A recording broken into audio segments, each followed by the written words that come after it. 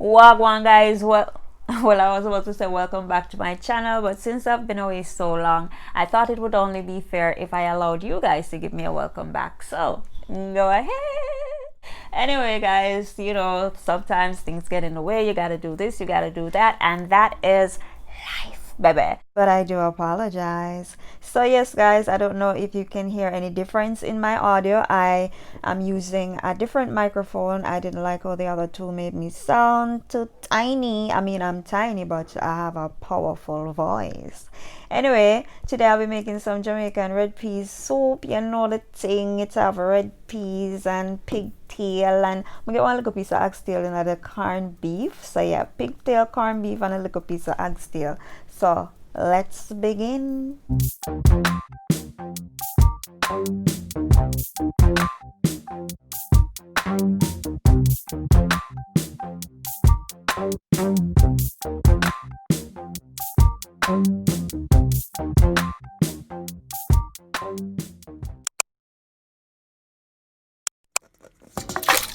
Okay, so we're just adding this to a regular pot because we want to scald it, get all that fat off and some of the salt out of it.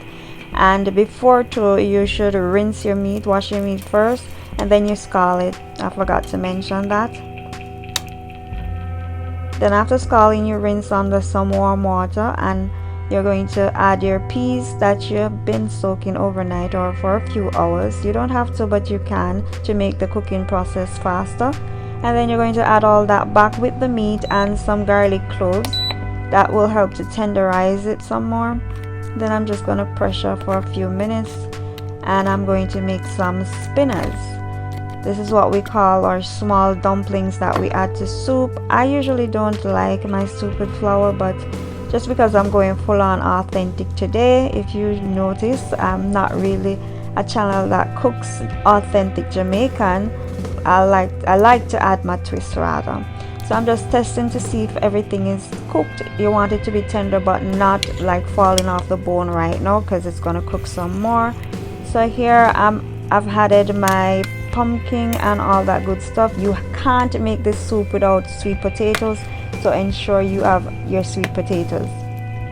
You can omit the Irish, the yams, but make sure you have your sweet potatoes. I usually add my coconut milk when I'm cooking the peas, but because it's the powder and I didn't want all that flavor to go away, I add it now when I'm cooking the produce.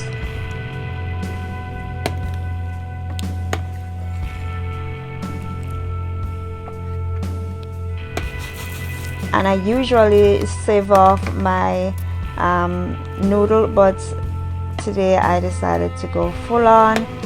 You guys know me, I usually save it, but today I decided to go authentic. So yeah, I'm just adding my seasonings.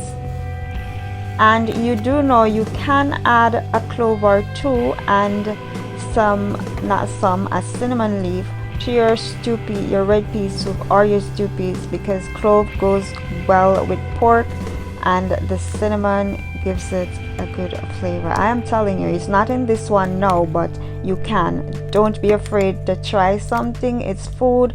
Everyone does it their own different way, so you can give it a twist. Don't knock it before you try it, okay guys?